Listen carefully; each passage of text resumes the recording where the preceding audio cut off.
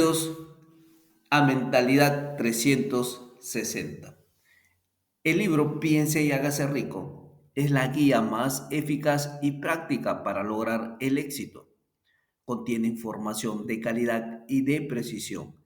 El trabajo realizado por Napoleón Hill al observar y estudiar directamente los hábitos y cualidades de más de 500 personas exitosas de Estados Unidos y describirlo en un lenguaje apropiado, hace de este libro una herramienta básica para el desarrollo personal. Los millones de personas de todo el mundo, desde su publicación en 1937, se han beneficiado con la evidencia que los principios del éxito están al alcance de todas las personas que decidan utilizar estos conocimientos para alcanzar la riqueza y felicidad, que la fórmula del éxito duradero en este canal de Mentalidad 360, con el propósito de facilitarle esta valiosa información, presenta el audiolibro en 15 capítulos. Les recomendamos escuchar un capítulo diario de forma correlativa a fin de comprender y utilizar estos valiosos conocimientos. Capítulo número 1. Los pensamientos son cosas. El hombre que pensó en la manera de asociarse con Thomas Alva Edison. Desde luego, los pensamientos son cosas, cosas muy poderosas cuando se combinan con la exactitud del propósito, la perseverancia y un imperioso deseo de convertirlos en riqueza o en otros objetos materiales. Hace algunos años, Edwin C. Barnes descubrió lo cierto es que los hombres realmente piensan y se hacen ricos. Su descubrimiento no surgió de pronto, sino que fue apareciendo poco a poco, empezando por un ferviente deseo de llegar a ser socio del gran Edison. Una de las características principales del deseo de Barnes es que tenía total determinación. Quería trabajar con Edison, no para él.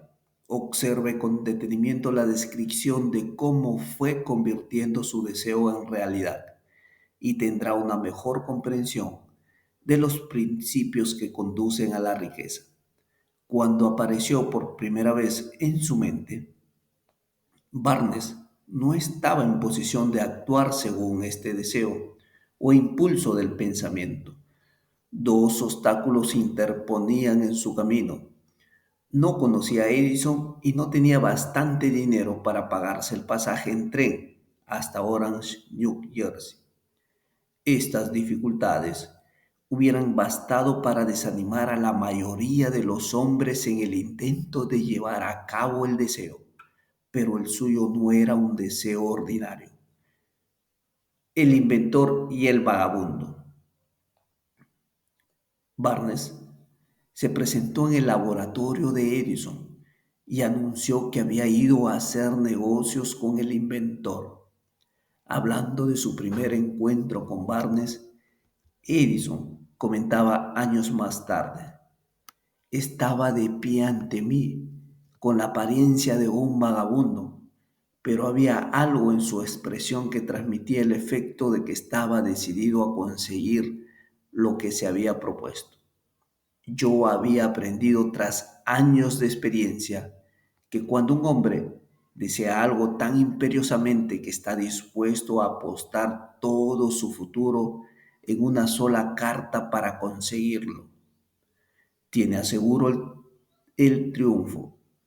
Le di la oportunidad que me pedía, porque vi que él estaba decidido a no ceder hasta obtener el éxito.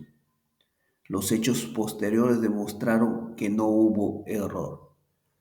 No podía haber sido el aspecto del joven lo que le proporcionara su comienzo en la oficina de Edison, ya que ello estaba definitivamente en su contra. Lo importante era lo que él pensaba. Barnes no consiguió su asociación con Edison en su primera entrevista. Obtuvo la oportunidad de trabajar en el despacho de Edison por un salario insignificante. Transcurrieron los meses en apariencia. Nada había sucedido que se aproximase al codiciado objetivo que Barnes tenía en mente como su propósito inicial y decidido. Pero algo importante estaba sucediendo en los pensamientos de Barnes. Intensificaba constantemente su deseo de convertirse en socio de Edison.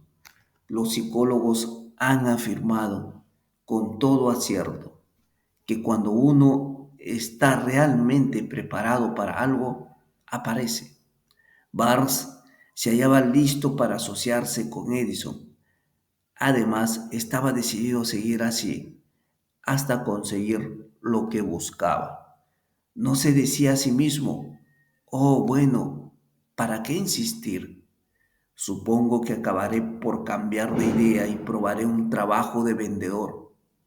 En vez de eso, se decía, he venido aquí para asociarme con Edison y eso es lo que haré, aunque me lleve el resto de la vida.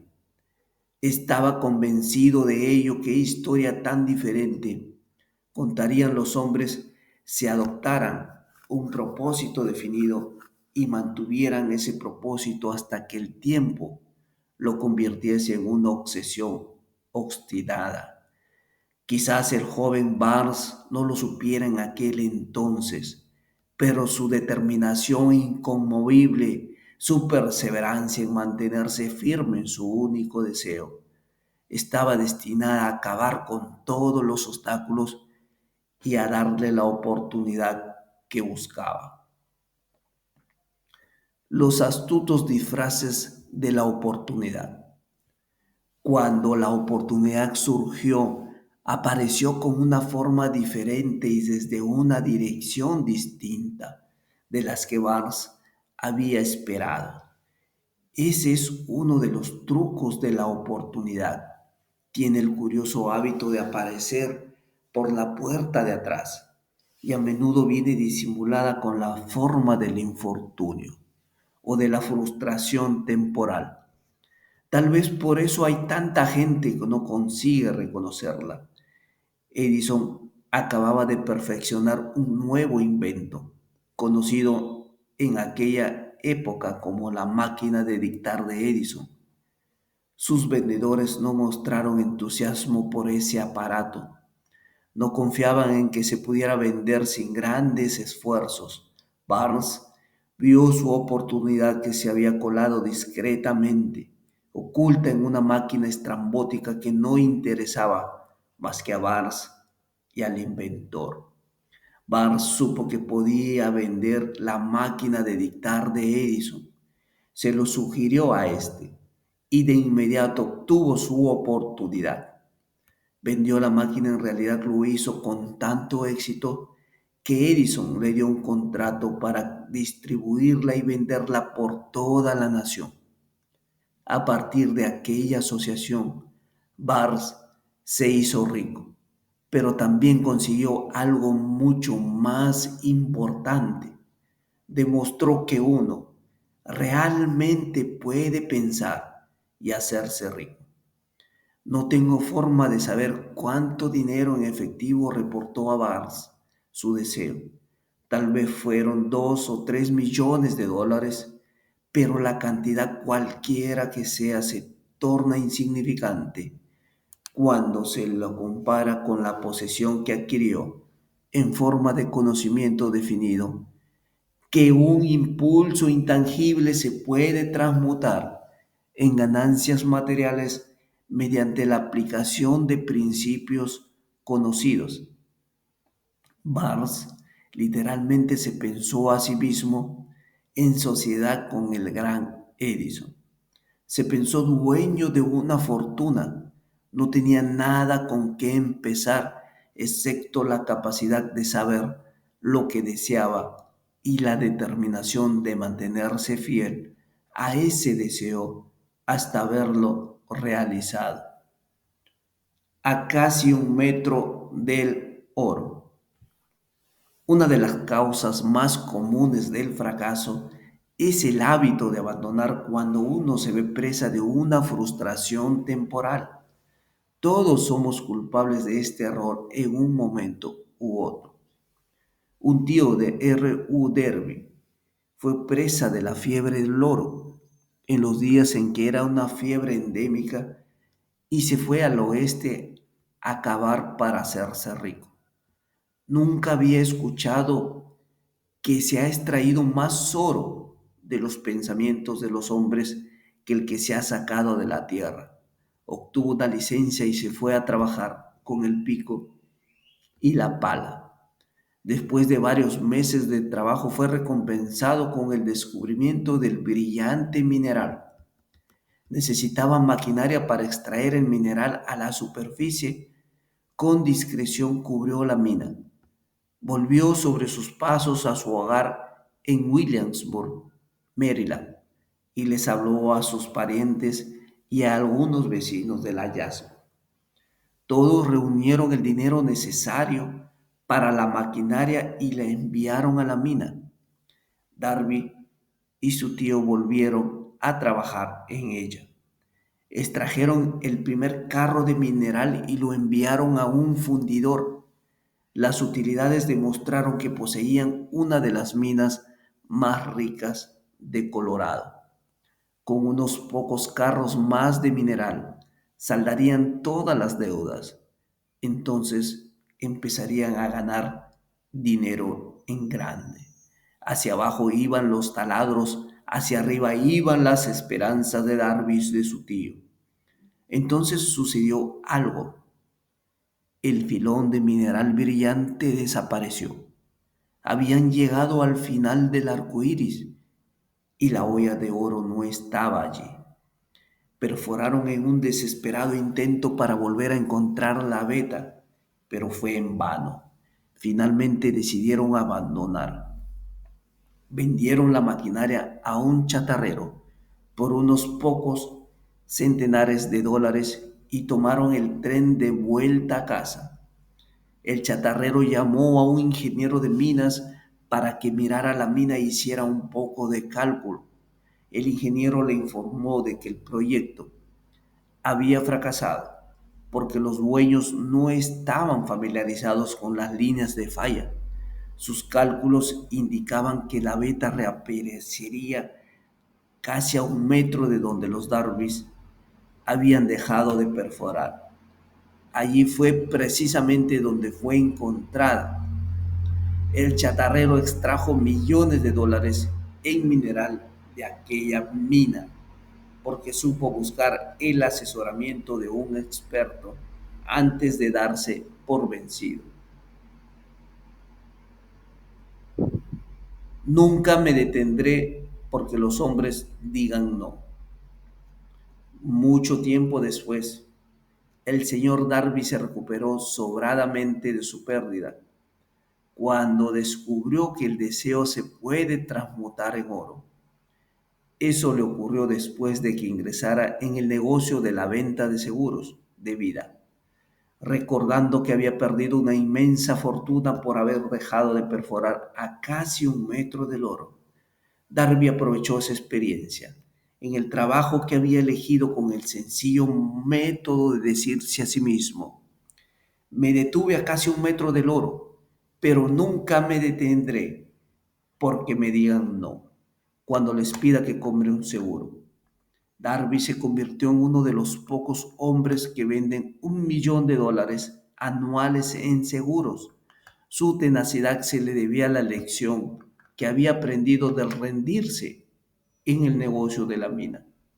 Antes de que el éxito aparezca en la vida de cualquier hombre, es seguro que éste se encontrará con muchas frustraciones temporales y tal vez con algún fracaso.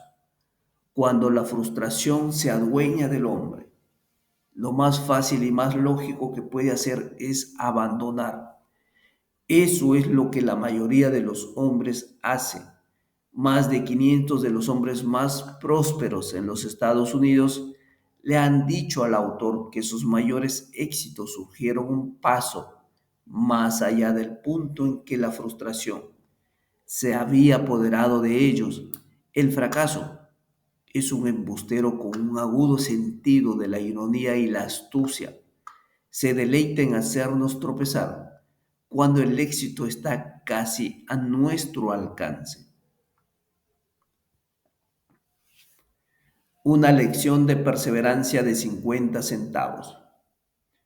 Poco después de que Darby se doctorase en la Universidad de los Golpes Fuertes y decidiera aprovechar su experiencia en el asunto de la mina de oro, tuvo la buena fortuna de estar presente en una ocasión que le demostró que no necesariamente significa no. Una tarde ayudaba a su tío a moler trigo en un viejo molino. Este dirigía una granja grande donde vivían ciertos números de granjeros arrendatarios de color.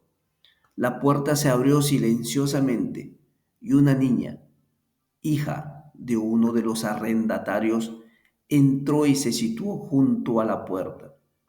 El tío levantó la vista, miró a la niña y gritó con aspereza: ¿Qué quieres? Mi mamá dice que le mande 50 centavos, respondió sumisa la niña. Ni hablar, replicó el tío, y ahora vete a tu casa. Sí, señor, dijo la niña, pero no se movió. El tío siguió con su trabajo tan ocupado que no prestó atención a la niña y no se dio cuenta de que no se había marchado. Cuando volvió a levantar la mirada y la vio allí parada, gritó: He dicho que te vayas a tu casa. Ahora, márchate o te daré una paliza. Sí, señor, dijo la niña, pero siguió inmóvil. El tío dejó caer un saco de grano que estaba por echar en la tolva del molino. Cogió una duela de barril y empezó a acercarse a la niña con una expresión en su rostro que indicaba problemas. Darby contuvo el aliento. Estaba seguro de hallarse a punto de presenciar una agresión. Sabía que su tío tenía un temperamento feroz. Cuando su tío llegó donde estaba la niña, ella dio un rápido paso al frente, le miró a los ojos y gritó con todas sus fuerzas: Mi mamá necesita esos 50 centavos. El tío se detuvo, la miró unos instantes y luego dejó lentamente la duela de barril a un lado. Se metió la mano en el bolsillo, sacó $0.50 y se lo dio a la niña. Ella cogió el dinero y se encaminó despacio hacia la puerta, sin quitar los ojos del hombre al que acababa de vencer. Después de que la niña se hubo marchado, el tío se sentó en una caja y permaneció mirando por la ventana durante más de 10 minutos. Estaba reflexionando, sorprendido sobre la derrota que acababa de sufrir. Darby también se hallaba pensativo. Esa era la primera vez en su vida que había visto una criatura de color dominar a un blanco adulto. ¿Cómo lo había hecho? ¿Qué le había ocurrido a su tío para que perdiera su ferocidad y se volviera tan dócil como un cordero? ¿Qué extraño poder había empleado esa niña para hacerse dueña de la situación? Estas y otras preguntas similares destellaban en la mente de Darby, pero no halló las respuestas hasta muchos años después, cuando me relató la historia curiosamente. El relato de esa inusual experiencia la escuché en el viejo molino, el mismo sitio donde su tío recibió la lección. El extraño poder de una niña. En aquel viejo molino polvoriento, el señor Darwin me relató la historia del extraño triunfo y terminó preguntándome: ¿Cómo entiende esto? ¿Qué extraño poder tenía esa niña para dominar por completo a mi tío? La respuesta a esa pregunta la encontrará en los principios que se describen en este libro. La respuesta es categórica y completa. Contiene detalles e instrucciones suficientes para que cualquiera comprenda y aplique la misma fuerza con la que ella se encontró de forma accidental. Manténgase alerta y observará el extraño poder que acudió en ayuda de la niña. Tendrá un atisbo de ese poder en el próximo capítulo. En alguna parte del libro encontrará una idea que abusará sus poderes receptivos y pondrá a su alcance para su propio beneficio. Ese mismo poder irresistible, la comprensión de él puede aparecer ante usted en el primer capítulo, o tal vez surja en su conciencia más adelante. Puede presentarse en forma de una sola idea, o quizá la encuentre en la naturaleza de un plan o en un propósito. Una vez más, puede hacerle volver sobre sus pasadas experiencias de frustración o de fracaso para aportar alguna lección mediante la cual usted recupere todo lo que había perdido en su fracaso. Después de haberle explicado al señor Darby el poder que la niña de color había empleado quizás sin saberlo, él repasó enseguida sus 30 años de experiencia en la venta de seguros de vida y estuvo francamente de acuerdo en que su éxito en ese campo se debía en gran parte a la lección que había aprendido de la pequeña. El señor Darby señaló: cada vez que un posible comprador trataba de deshacerse de mí sin comprar el seguro, yo visualizaba a la niña parada en el viejo molino con sus ojazos desafiantes y me decía a mí mismo: tengo que conseguir esa venta. La mejor parte de las ventas que he hecho han sido a gente que me han dicho que no. El señor Darby también recordó su error al haberse detenido a un metro escaso del oro, pero me dijo: esa experiencia fue una bendición encubierta. Me enseñó a seguir insistiendo sin que importasen las dificultades y fue una lección que necesité aprender antes de poder tener éxito en cualquier campo. Esta historia del señor Darby, de su tío, de la niña y de la mina de oro, sin duda la leerán centenares de hombres que se ganan la vida vendiendo seguros de vida, y el autor desea ofrecer a todos ellos la sugerencia de que Darby le deba a esas dos experiencias su capacidad para vender más de $1 millón anuales en seguros de vida. Las experiencias del señor Darby fueron bastante comunes y triviales. Sin embargo, contienen la respuesta de su destino en la vida, por lo tanto fueron tan importantes para él como su propia vida. Sacó provecho de ellas porque las analizó y supo ver lo que enseñaban. Pero, ¿qué hay del hombre que no tiene el tiempo ni la inclinación para estudiar el fracaso en busca del conocimiento que pueda conducirlo al éxito? ¿Dónde y cómo va a aprender el arte de convertir los fallos en escalones hacia la oportunidad? Para responder a esas preguntas se ha escrito ese libro. Todo lo que usted necesita es una buena idea.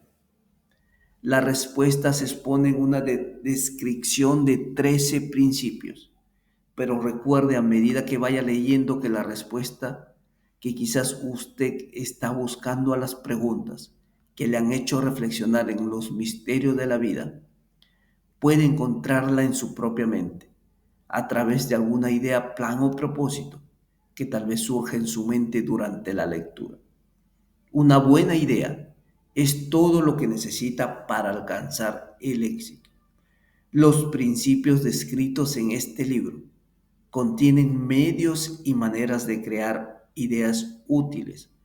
Antes de seguir adelante con nuestro enfoque para describir esos principios, creemos que merece la pena recibir esta importante sugerencia. Cuando las riquezas empiezan a aparecer, lo hacen con tanta rapidez y en tal abundancia que uno se pregunta dónde habían estado escondidas durante todos estos años de necesidad. Esta es una afirmación sorprendente, tanto así que si tenemos en cuenta la creencia popular de que la riqueza premia solo a quienes trabajan duro durante mucho tiempo. Cuando usted comience a pensar y a hacerse rico, observará que la riqueza empieza a partir de un estado mental con un propósito definido, con poco trabajo duro, sin ninguno. Usted y cualquier otra persona pueden estar interesados en saber cómo adquirir ese estado mental que atraerá la riqueza. He pasado 25 años investigando porque también yo quería saber cómo los ricos llegan a ser ricos. Observé con mucha atención. Tan pronto como domine los principios de esta manera de pensar y empiece a seguir las instrucciones para aplicar esos principios, que su nivel económico empezará a crecer y que todo lo que usted toque comenzará a transmutarse en haberes de su propio beneficio. Imposible de ninguna manera. Una de las mayores debilidades de la especie humana es la típica familiaridad del hombre con la palabra imposible. Él conoce todas las reglas que no darán resultado, sabe todas las cosas que no se pueden hacer. Este libro se escribió para quienes buscan las reglas que han hecho de otros, personas de provecho, y están dispuestos a jugárselo todo con esas reglas. El éxito llega a todos aquellos que se ocupan de ser exitosos. El fracaso llega a aquellos que con indiferencia se permiten a sí mismos fracasar. El propósito de este libro es ayudar a todo el que quiera aprender el arte de transformar el enfoque de sus mentes, del fracaso al éxito. Otra debilidad que se encuentra en conjunto en demasiadas personas es el hábito de medirlo todo y a todos por sus propias impresiones y creencias. Quienes lean esto creerán que jamás podrán pensar y hacerse ricos, porque sus hábitos de pensamiento se han empantanado en la pobreza, el deseo, la miseria, los errores y el fracaso. Estas personas desafortunadas me recuerdan a un chino distinguido que fue a Estados Unidos a recibir una educación americana. Acudí a la Universidad de Chicago. Un día, el presidente Harper se encontró con ese joven oriental en el campus. Se detuvo a charlar con él unos minutos y le preguntó qué le había impresionado como la característica más notable del pueblo estadounidense. Bueno, replicó el estudiante, la extraña forma de sus ojos. Tienen unos ojos rarísimos. ¿Qué decimos nosotros de los chinos? Nos negamos a creer lo que no entendemos.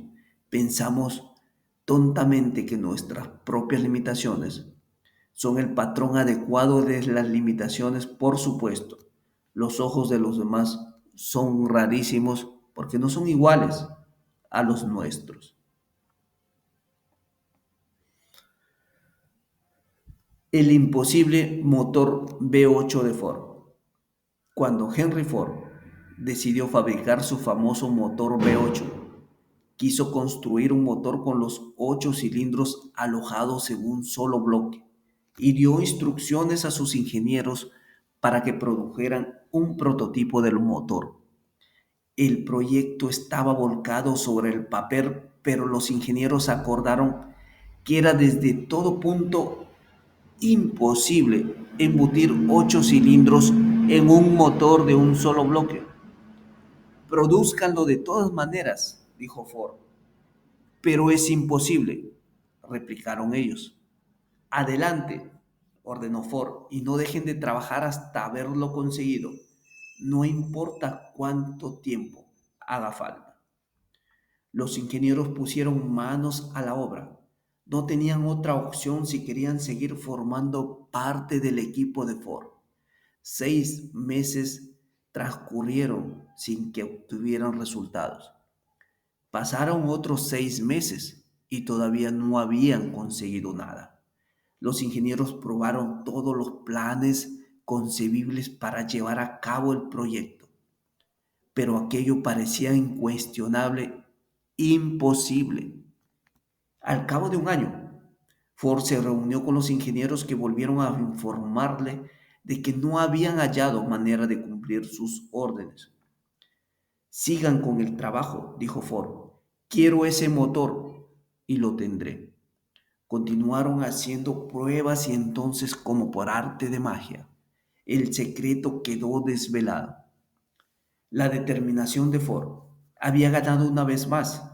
Quizás esta historia no esté descrita con precisión de detalles, pero las circunstancias y el resultado son los correctos. Deduzca de ella. Usted que desea pensar y hacerse rico, el secreto de los millones de Ford sí puede. No tendrá que buscar muy lejos. Henry Ford tuvo éxito porque comprendió y aplicó los principios de éxito. Uno de ellos es el deseo, saber lo que uno quiere. Recuerde esta historia de Ford mientras lee y señale las líneas en que se describe el secreto de su extraordinaria proeza. Si puede hacer esto, si usted es capaz de poner el dedo en el particular grupo de principios que hicieron rico a Henry Ford, usted puede igualar sus logros en casi cualquier oficio para el que esté preparado.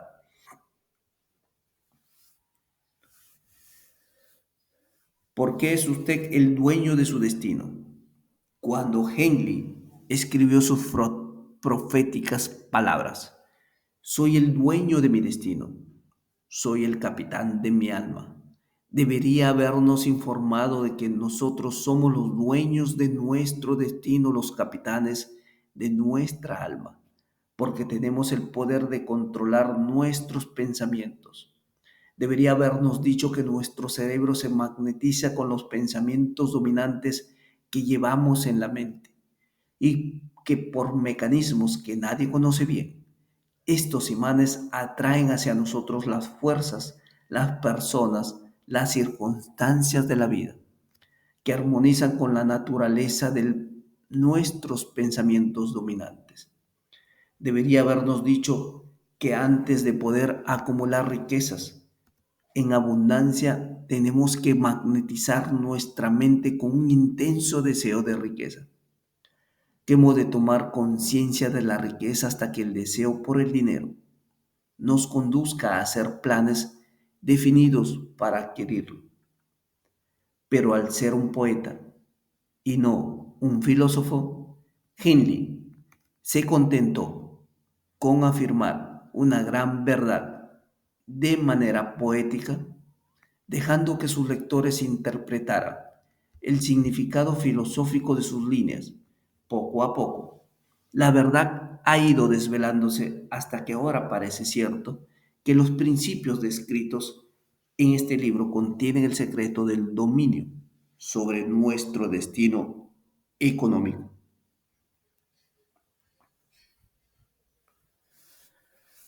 Principios que pueden cambiar su destino. Ahora estamos preparados para examinar el primero de esos principios. Mantenga una actitud de apertura mental y recuerde, a medida que vaya leyendo, que no son invención de nadie. Son principios que han funcionado para muchos hombres. Usted puede ponerlos a trabajar para su propio beneficio permanente. Verá qué fácil es. Hace algunos años pronuncié el discurso de la entrega de diplomas en el Salem College, en Salem, Virginia Occidental. Acentué el principio descrito en el próximo capítulo con tal intensidad que uno de los miembros de la clase que obtendría el diploma se lo apropió. y lo convirtió en parte de su forma de ver la vida. Ese joven llegó a ser miembro del Congreso y un personaje importante en la administración de Franklin Roosevelt. Me escribió una carta en la que presenta con tanta claridad su opinión sobre el principio que trataremos en el próximo capítulo, que he decidido publicarla como introducción a dicho capítulo. Le dará una idea a usted de los beneficios que le esperan. Estimado Napoleón, dado que mi servicio como miembro del Congreso me ha proporcionado cierta comprensión de los problemas de hombres y mujeres, le escribo para ofrecerle una sugerencia que puede ser útil a millares de personas. En 1922, usted pronunció un discurso en la entrega de diplomas en el Salem College, cuando yo era miembro de la clase que los recibiría. En aquel discurso usted plantó en mi mente una idea a la que debo la oportunidad que ahora tengo de servir a la gente de mi estado y que será responsable en gran medida de cualquier éxito que yo pueda alcanzar en el futuro. Recuerdo como si hubiese sido ayer la maravillosa descripción que usted hizo del método por el que Henry Ford, con muy pocos estudios, sin $1, sin amigos influyentes, llegó tan alto. Entonces resolví, incluso antes de que usted hubiera acabado su discurso, que me haría un lugar en la vida, sin que importara cuántas dificultades tuviera que afrontar. Millares de jóvenes determinarán sus estudios universitarios este año y los años venideros. Cada uno de ellos estará buscando un mensaje tan alentador como el que yo recibí de usted. Querrán saber a dónde acudir, qué hacer, cómo empezar en la vida. Usted puede decírselo porque ha ayudado a resolver los problemas de mucha gente. En Estados Unidos hay en la actualidad miles de jóvenes que quisieran saber cómo convertir sus ideas en dinero. Gente que debe empezar desde abajo, sin dinero, y amortizar sus pérdidas. Si alguien puede ayudarles, es usted. Si publique el libro, me gustaría tener el primer ejemplar que salga de la imprenta autografiado por usted, con mis mejores deseos. Créame, cordialmente suyo, Jennings Randolph.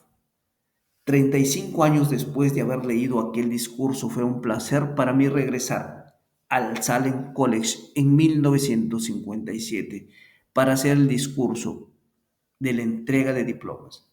En aquel entonces recibí el título de doctor honorario de literatura del Salem College. Desde aquella ocasión, en 1922, he visto prosperar a Jennings Randolph hasta llegar a ser ejecutivo de una de las más importantes líneas aéreas de la nación, un orador muy inspirado y senador de Estados Unidos por Virginia Occidental. Todo aquello que la mente humana puede concebir y creer se puede alcanzar. Napoleón Hill.